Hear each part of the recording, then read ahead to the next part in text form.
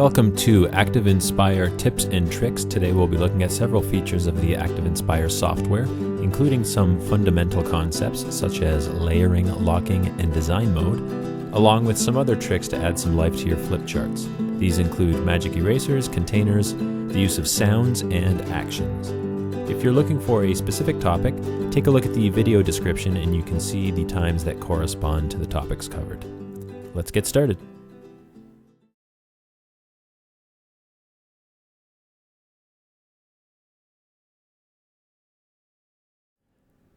The first topic that we're going to take a look at is called layering. So what is layering? Well, layering simply refers to objects appearing in front of or behind other objects.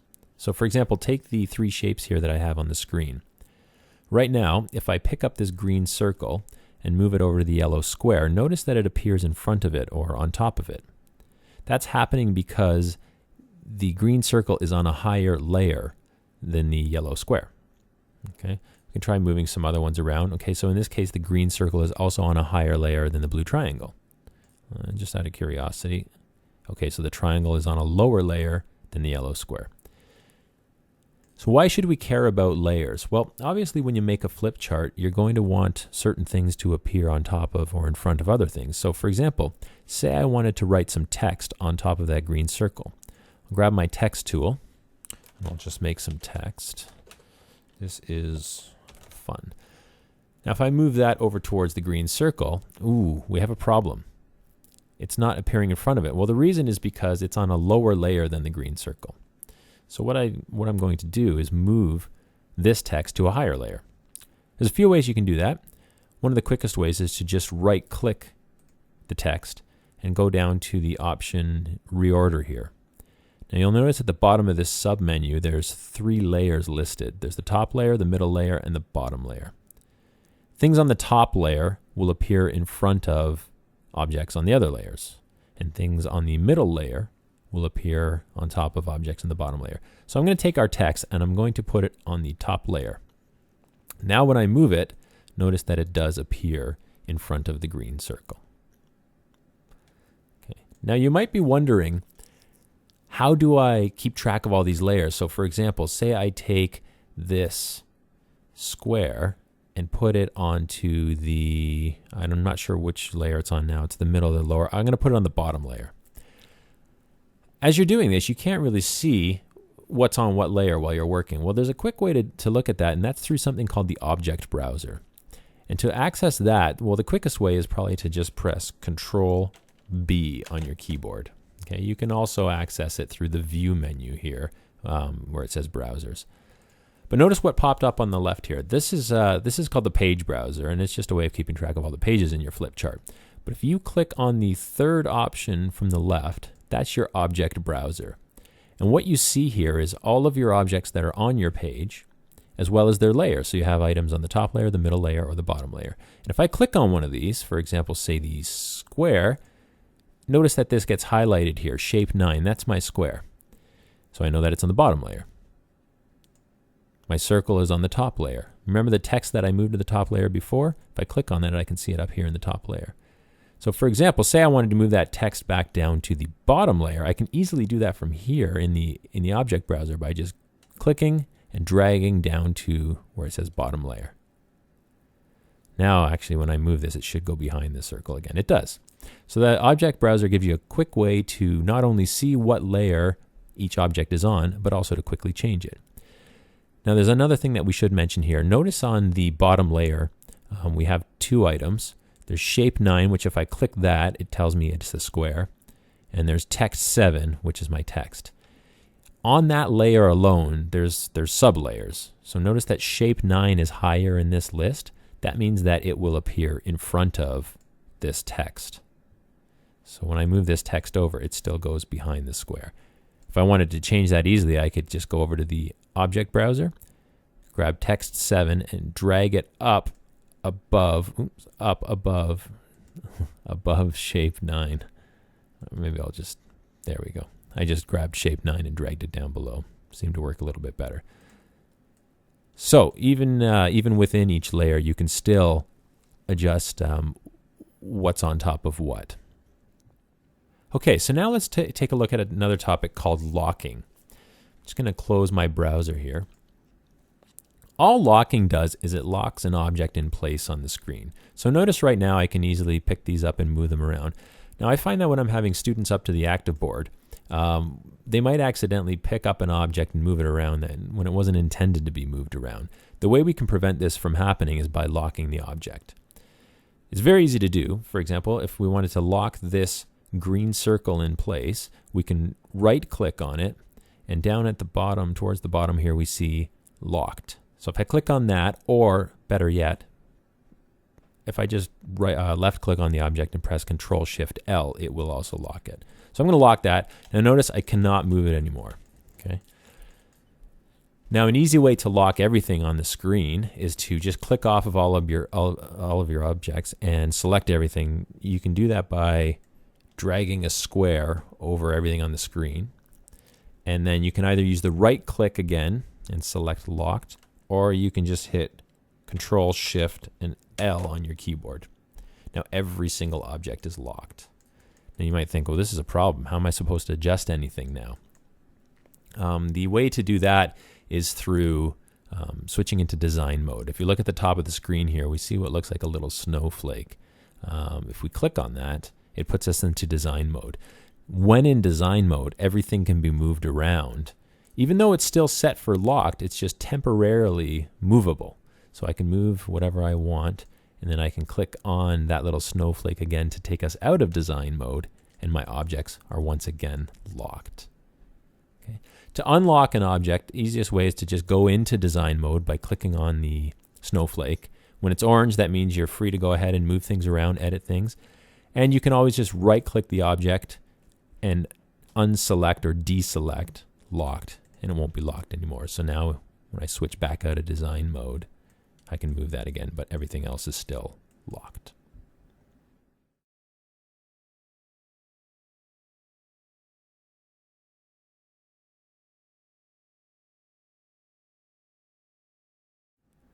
The next topic we'll look at is called magic erasers. Magic erasers are a cool little tool that is available in ActivInspire. So let's start by taking a look at what they do. Notice on the screen here, I have a picture of a map of Canada. I just found that on Google Images. And it looks like it's ready to be labeled by students or the teacher in front of the class. But up at the top here, we have a magnifying glass. Now, if I pick that up and move it around, it doesn't appear to do anything special. But when I start moving it over top of the map, notice that it's revealing some text, the names of the provinces, that I've written in underneath.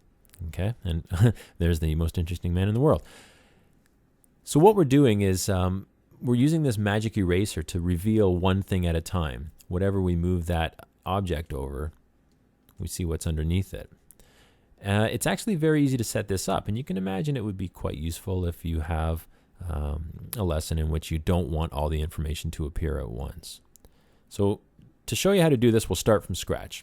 So the first thing I need to do is get myself a map of Canada. So I'm just going to go back into Google here, type in map of Canada, and go to Google Images. Now when you're looking for an image, try to find one that is a fairly large file size, something with a fairly high resolution so that you can stretch it without getting really poor quality. I'm just going to quickly look for the one that I just used. Hopefully I'll find it fast here. There it is. Okay. So I'll click on that and I'll just go to view image. Now I just need to copy that. So right click and select copy image. Okay. Go back to ActivInspire and I'll paste it. So you could do that by right clicking and selecting paste. You could also do it from the edit menu.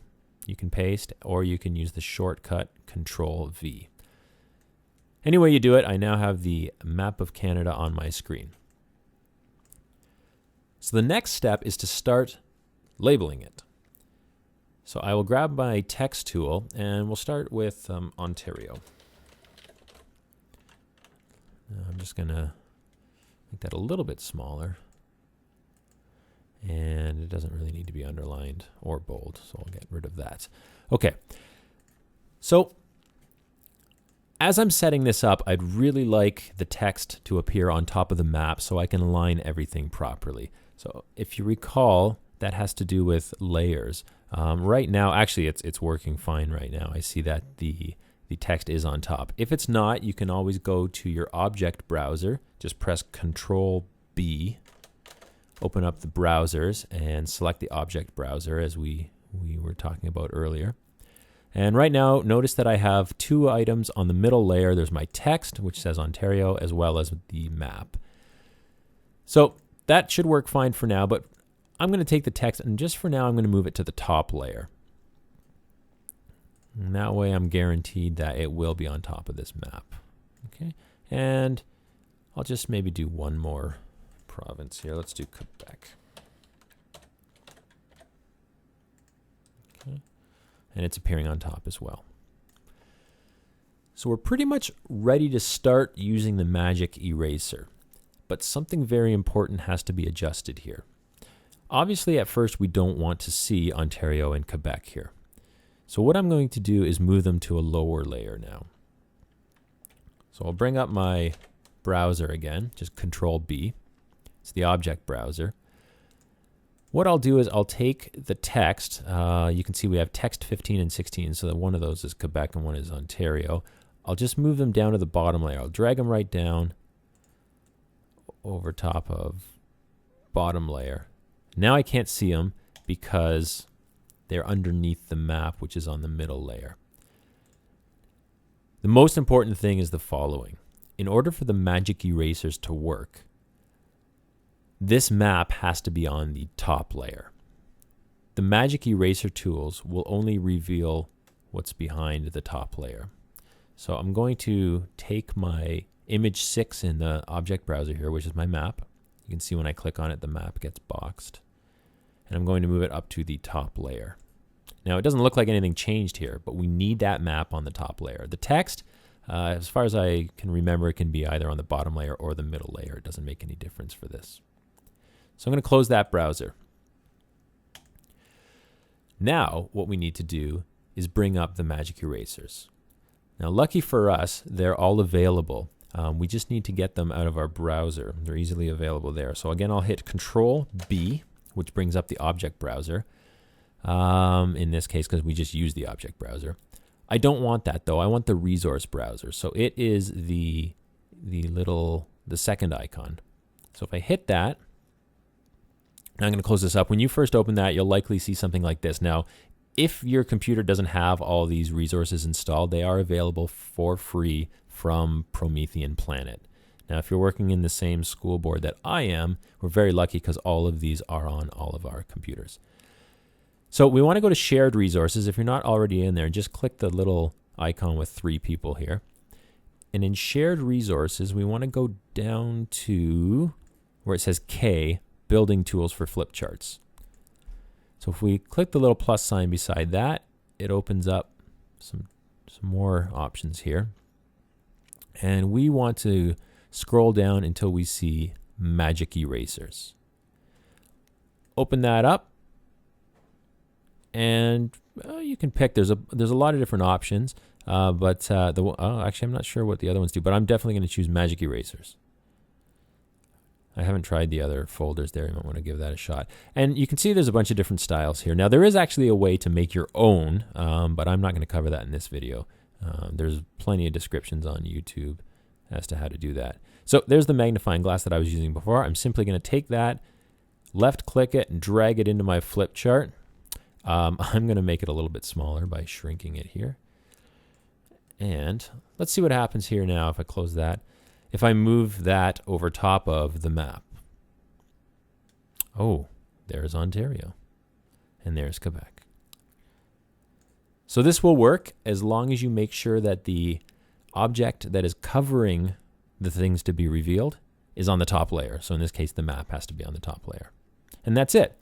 What you may also want to do is just take your other objects and lock them into place just so they don't get moved around. So for example, I will highlight or box all these, not the magnifying glass. I don't want to lock that because I want it to be moved around. And, oh, that's not going to work out because it's, there we go. And I will just right click and go to locked. And this way, nothing's going to get moved around accidentally. I can still take my magic eraser though and reveal these. So that's it, magic erasers.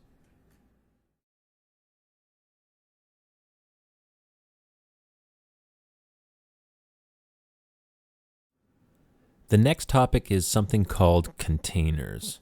So let's take a look at what containers do. You can see on the screen that we have an activity here that involves matching. Specifically, students are supposed to match the graphs in the top row with the graphs in the bottom row. Now this is taken from a calculus class. If you don't remember your calculus, don't worry about it. All that matters here is how the flip chart works. So let's see what happens. Say a student came up to the board, took the active board pen, and picked up this graph and took it down to this graph to match it with this. Now this is actually the incorrect answer. So when the student goes to place it there, as soon as they release it, it jumps back to its original place, which indicates that that's the wrong spot. The match is incorrect. Okay, here's another one that's incorrect. If they go to place it in this box, it also jumps back. Now if they take it and go to place it in the correct box, it doesn't jump back, it just stays. Okay? So if this is in the wrong box, it'll jump back. If it's in the correct one, it'll stay in place. So let's take a look at how we can build this. Here's the images of the graphs that I want to use. Now I took these from a piece of graphing software. I just copied and pasted them, but you could also use images off the internet. You could use the camera tool in ActivInspire. You can use images that you already have on your computer and just copy and paste those in, whatever works for you. Now I have these in the order that I want them, so I'm going to leave them like that. And we want to make some boxes that we can place these graphs in to try and match them with these ones. So I'll just take the square tool here. I don't want any fill inside it. And let's just make it black. So put a square here. Make sure that you make it large enough that it will actually hold the other objects. That should be pretty big. Now on the last screen, I had these squares made in dashed lines. It's quite easy to do that. In order to do so, you just want to open up your browsers. Quickest way is to press Control B on your keyboard. You can also go to View and select Browsers if you want. And then we need to click on that square, which will bring up a bunch of properties. Oh, you need to be in the property browser. Okay, so the property browser is the fifth icon in your browser options here. Now there's a lot of things you can adjust. I'd encourage you to go and experiment with those, but the one we are going to use right now is in the outline section. If that was closed, just click on the little plus sign to open it up. And under style, I'm going to select dashed. Okay, not absolutely necessary, but works well for this activity. I need 4 of those, so the quickest way to duplicate them is to just click on it and use the duplicate button here. I'm going to need 4, so I'll just make 4. Just keep clicking that button, and we'll put them roughly in the right spot.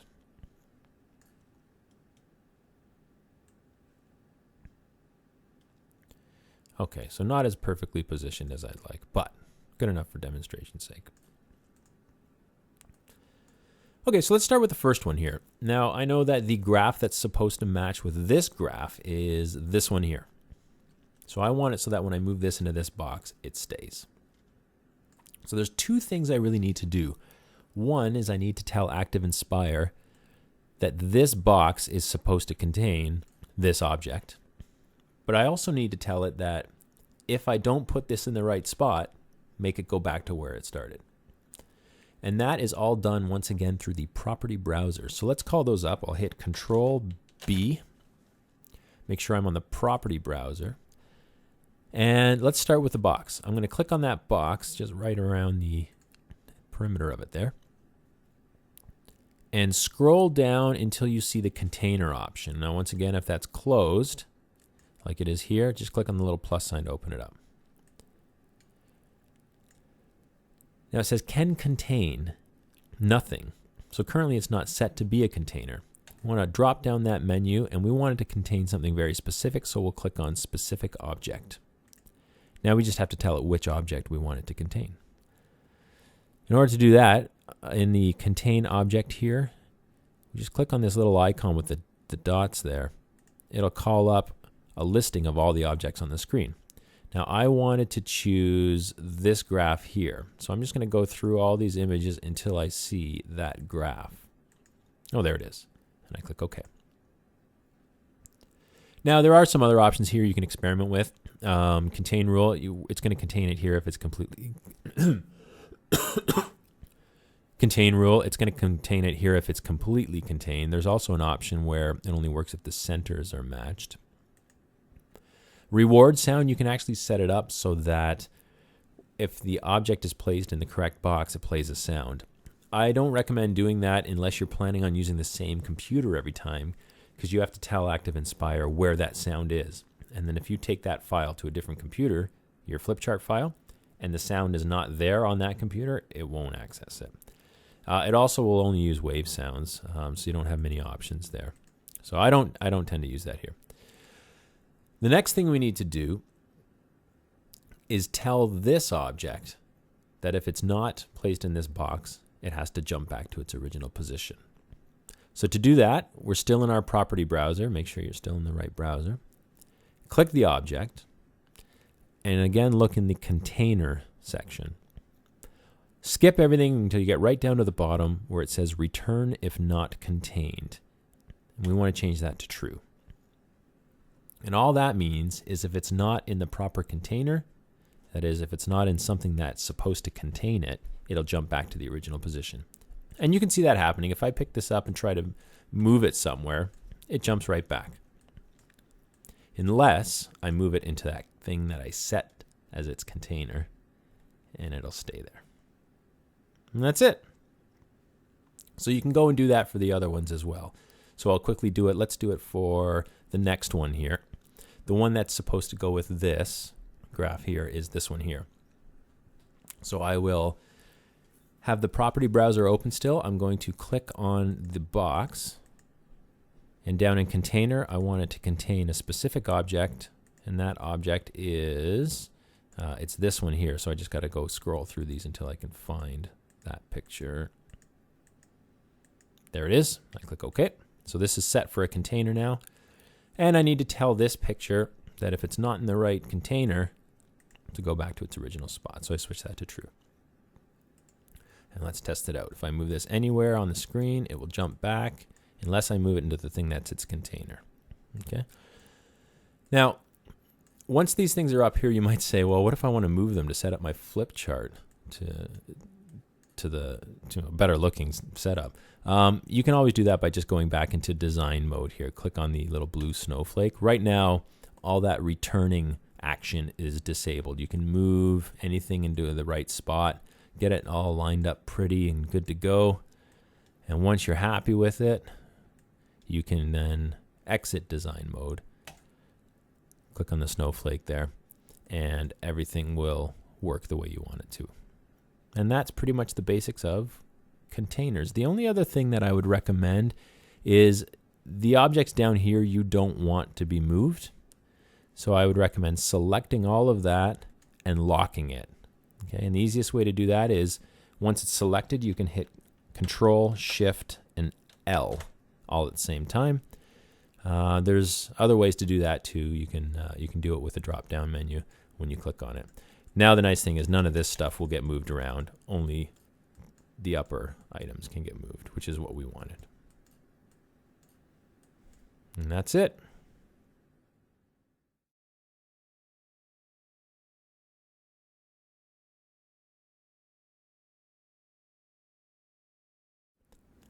Okay, the next topic is called actions. Let's take a look at some of the actions that we can do in ActivInspire. And this is just a few. There's lots and lots and lots that you can do with these actions. On this flip chart, this one's for a math lesson on the distributive property. Again, we won't focus on the math here, just what we can do with this flip chart. As you can see, we have 3 bags. There is, in each of these bags, an object or perhaps more objects. In order to reveal those, I've got a couple different methods on this flip chart. Take a look at these icons down here. This is just a picture that I found on the internet, and these ones are just circles that I made using the shape tool in ActivInspire. If I click on this image, I've got it set up so that a magic eraser pops up. And I can see into the bags using that. Now, previously in the video, we talked about magic erasers. So if you didn't see that part, go back and take a look and you can see how to make something like this. If I click on it again, it removes that magic eraser. The other two buttons are set up so that if I click on the dark one, it actually makes the bags translucent so we can see what's in them. And then to restore them to their original state, I can click on this brighter green button. So let's take a look at how you can build something like this. Here's an image of the bag that, like I said, I just found on the internet. And we remember that in the previous flip chart page there was an object in there. So I'm just going to quickly create that object. I'm going to make a shape, something like this, and place some text in it. So I'll grab my text tool and I'll write hello. Okay. And I'll put that on top. Now, if it doesn't go on top, if it goes behind, remember that you might have to switch the layers. And you can do that in the object browser, which we'll see momentarily. I'm going to quickly group the orange background and the text here together so that they're always together. The way I can do that is I can just left click and drag a box around them and then click this little icon which will group them together. So now when I move them around, the text goes with the orange background. Now recall that the text was appearing like it was in the bag. So what we need to do is make sure that the bag is on a higher layer than this text here. So I'm going to quickly check by calling up the browser again. Control B will bring that up, and I'm going to go to the third one, which is the object browser. Now you'll see we have different objects on different layers here. If I click on those, I can see what's what. So it looks like these two here are my orange background and the text. And it looks like the one in the top layer is the recycling bag. Now we need that in the top layer. All right, especially for when we do the magic eraser part. The other stuff is in a lower layer, so we are good to go. So I'm quickly just going to slide this text behind here so that it's in the bag, we could say. All right. Now, remember on the last page, we had a button that activated a magic eraser. It was a little image that I found on the internet. I'm just going to use a shape right now. Let's take a hexagon. I'm just going to draw one of those. We'll make it, let's make it all red here. So I'm going to try to set it up so that when I click on this hexagon, a magic eraser appears. First thing I got to do is I have to go get that magic eraser. It was in the resource browser, so I'll press Control B. Recall that the resource browser is the second browser option here. And if you don't remember from before, we were in the Building Tools for Flip Charts section. In there we are in the Magic Erasers menu. And in Magic Erasers, we have all these options. So I'll just choose maybe a simple magnifying glass for this one here. That's a little bit big, so we'll shrink it down in size here. Okay. Just a little thing I noticed there you might want to take a note of. This is actually a group of objects. It's the way it was constructed for ActivInspire. So there are actually several objects here, just so you're aware of that. Okay, so we need to set this up so that when I click on this hexagon, the magic eraser appears, and when I click on it again, the magic eraser disappears. So what we need to do is assign an action to this hexagon. To do that, with our browser menu here, we're going to go to the action browser, which is this little top image. Now the item that we want to add an action to is this hexagon. So I'm going to click that. Now we have to choose the action we want, and as you can see, there are many of them. Now I wanted to make the magic eraser appear and disappear. And to do that, the action that I need to use is called hidden, and it's right here. So I'll click that. The last thing I need to do here is tell ActivInspire what it is that I want to hide.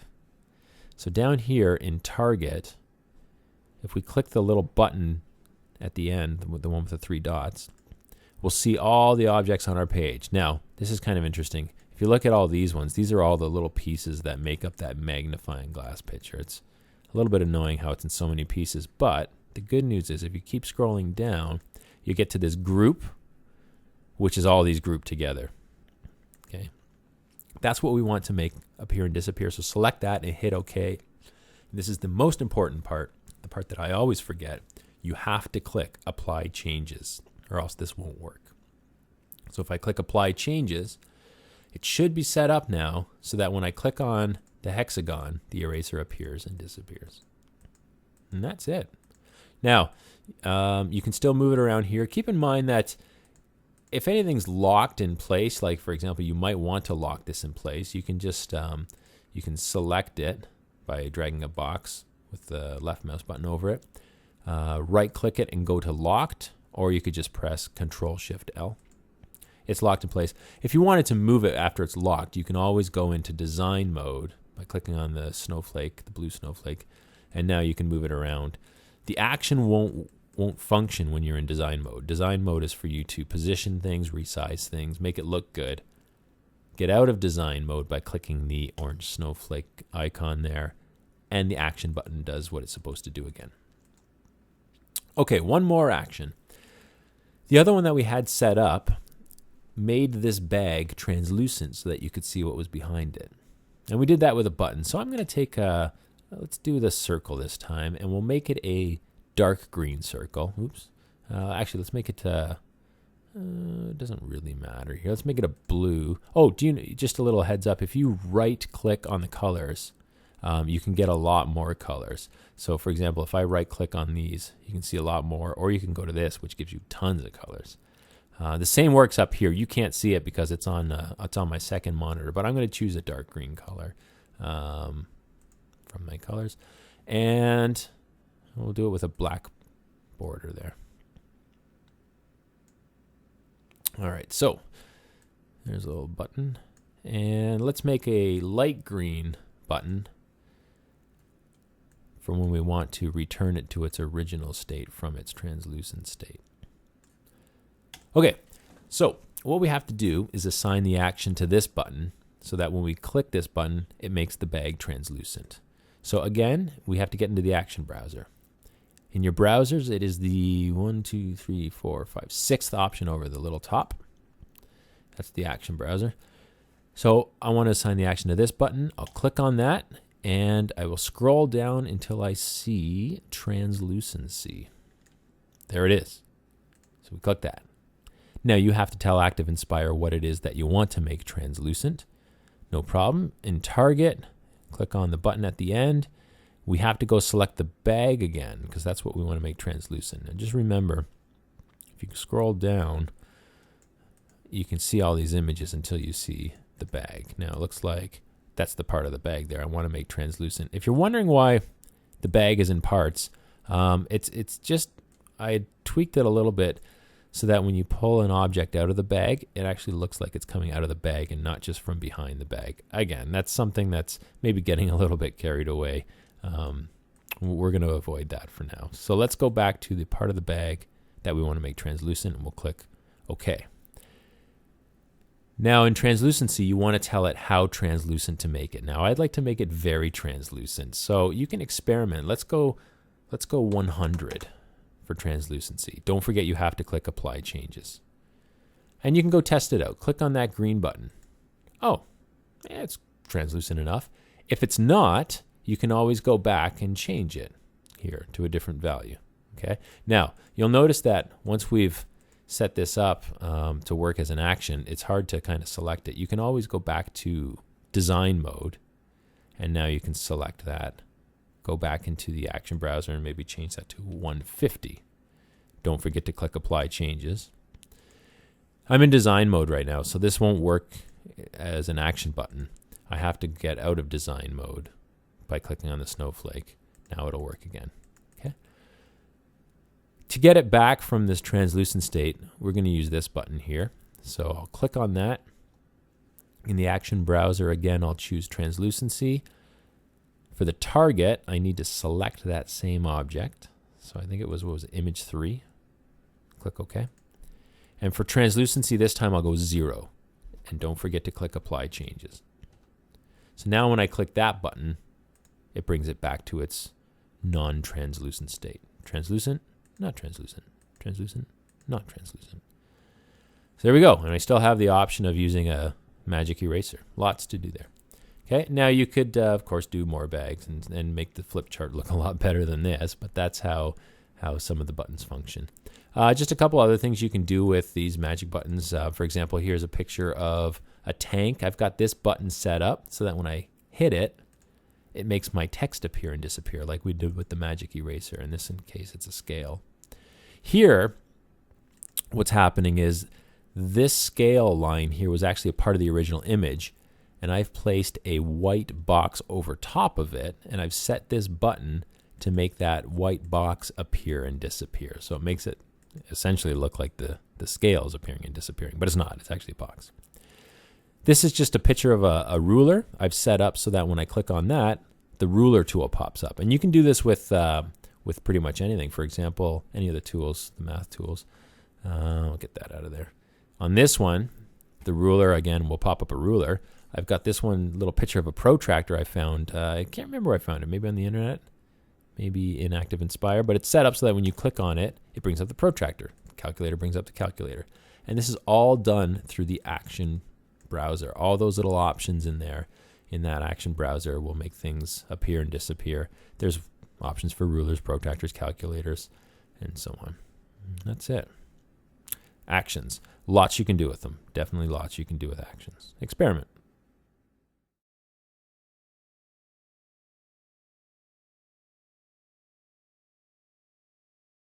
All right, the last topic that we're going to look at is the use of sound effects in the flip charts.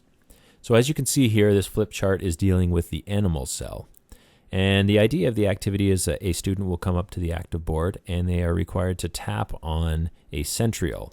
Now, if you're like me and you don't remember much about the parts of the animal cell, the student should be tapping here on this centriole. So the activity is set up so that if the student comes up and taps in the incorrect place, they get a sound effect indicating that they're wrong. So, for example, if they tap on a mitochondrion here, they get this. No, that's not going to do it. Or if they tap up here on something that's incorrect, they get this sound effect. Maybe next time, huh?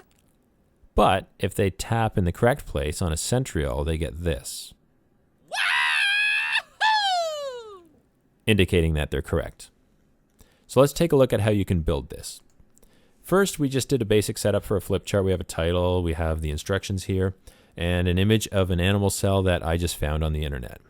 Now, I can't move that around right now, which is not a big deal, but I'm going to quickly enter design mode by clicking on the blue snowflake so that I can move it if I need to.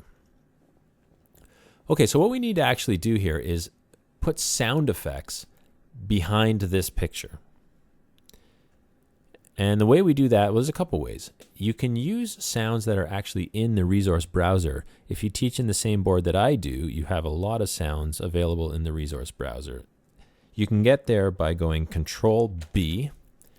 Remember, the resource browser is the second button in the browser options. And you want to make sure you're in shared resources. If you're not, click on the little icon with 3 people here. In shared resources, if you go down to sounds, you have a lot of options in sounds. So for example, if you pick a nature sound, perhaps rain, you can just left click that, drag it out, and it'll put that sound effect there. And you could use that. So there's lots available there. I am actually going to use sound effects that aren't in the resource browser, rather ones that I found online and are on my computer. I'm going to insert them by going to Insert Media. And the first one I'm going to pick from my sound effects folder. Now, this was just on my computer. In my documents, I have a folder for sound effects. I'm going to pick one called, what was the first one there? Maybe Next Time. Hit open. So there's the sound there. Now, this is set up. Right now, I can't. It's set up so that I can move it around. But if I wasn't in design mode, if I click back on the orange snowflake, when I click on this, I get that sound effect. Maybe next time, huh? So going back to design mode so I can actually move this around, what I need to do is cover the part of this where I want that sound effect to apply. Now, that's a little hard to do right now because if I try to move it over, it's going behind the cell. picture. So what I need to do is just change the layering. And the easiest way for me to do that right now is to just take this cell and move it down to the bottom layer. So the way I'll do that is I'll right click it and I'll go down to reorder and then I'll move it to the bottom layer. Remember that just down at the, I'll just move it up here so you can see it a little bit better. Right click, reorder to bottom layer. There it is. And that'll push it back. So now when I move this, it actually goes on top. What I would like to do is stretch this image out so that it covers a big part of where the incorrect answer would be. Cover all that. So if the student taps anywhere in this region, they're going to get the incorrect sound. Okay. I can also duplicate that by just hitting the, just tap on it and hit the duplicate button here. And I can resize that, maybe move it down to this part. I'm going to go right up to the centriole there. Okay. Now maybe we want it just for a variety of different sound effects. So I'll go Insert Media. And keep in mind you can also use the sound effects in the resource browser. And this time I'll use the Not Gonna Do It sound effect. Let me drag it down here, resize it, because this would all be an incorrect area. I'll move it right up to here. You can overlap these, that's not a problem. And I'll duplicate that and shrink it down, put it over here. I don't want to cover the centrioles because that's got to have the sound effect for being correct. And that's the last thing I'll do, is I'll go back into my sound effects, insert media, and I think the one I chose for correct here was, yes, this one, the Wahoo one. Open that, and oh, there it is. Okay, it took a minute. And I'm just going to place that in here and try to size it so that it fits perfectly in the area where you want it to apply. So we have everything in the right spot, but the only problem is we don't see the cell picture. We just need to bring it back up to the top layer. Now it's a little hard to access it now because all these images are on top of it. But remember, you can access the layers, any of the layers, from the object browser. To get there again, you hit Control B, or select it from the View menu, browsers, if you choose. And we want to go to the third option from the left, which is the object browser. And we want to move our image up. Now remember, I put it on the bottom layer, so it's down here. I can't remember if it's image 1 or image 3. Looks like it's image 1 just based on the square around that big cell picture. So I'm just going to move that up to the top. I moved the wrong one. Sorry, image 1, I will move up to the top layer. Is fine, anywhere in the top layer. So there it is. Now, you'll notice that some other things did get covered up here. So you can now go and take those things, which if I tap on that, I see that it's text, and just move those above the image if you want to. So in the top layer, just move the other things to the very top. And you can see that. So I'm not even sure what I'm moving up here. I'm just doing it and looking at the screen. Okay, there we go. Good enough. Now you might say, okay, we're good to go, but it's not set up so that if I tap this, the sound effects play. Okay, the first thing that you need to do is you need to get out of design mode if this is going to happen. You're still in design mode, so click the orange snowflake that takes you out. And now,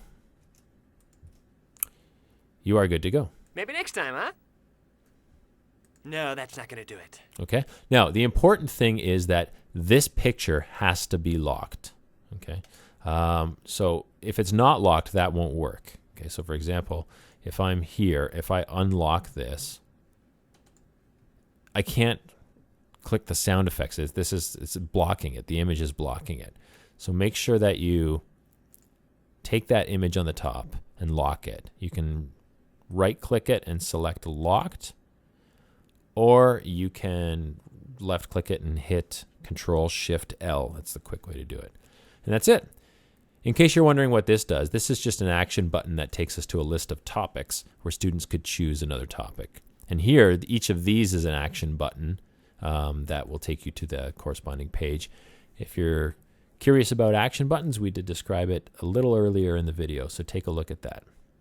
So that's the basics of using sound effects. And those sound effects, just so you know, will go with this flip chart file wherever you take it. They become a part of the file when you insert them. So it will create a bigger file size, but they'll always be there attached to it, so you can use it on any computer. And that is it.